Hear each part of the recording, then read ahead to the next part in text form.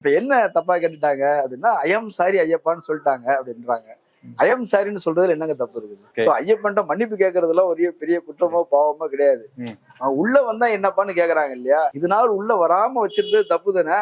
உள்ள வந்தா என்னப்பா? அதுதான் புண்படுத்திருச்சு. ஐயப்பன் மீது எந்த பிரச்சனையும் இல்ல. இவங்க ஐயப்பனுக்கு என்னங்க வருத்தம்?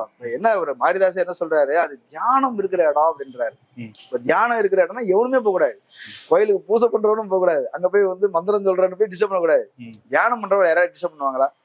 தியான மண்டபம் இருக்குது, விவேகானந்தர் தியான மண்டபம் இருக்குது, ஈசா தியான மண்டபம் இருக்குது.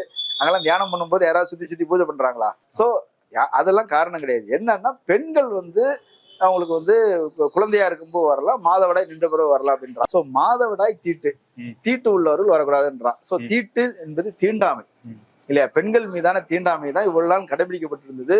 நவீன இந்திய அரசியல் அமைப்பு தீண்டாமைக்கு எதிரானது. இதனால் நீங்க பின்பற்றினதே தப்பு.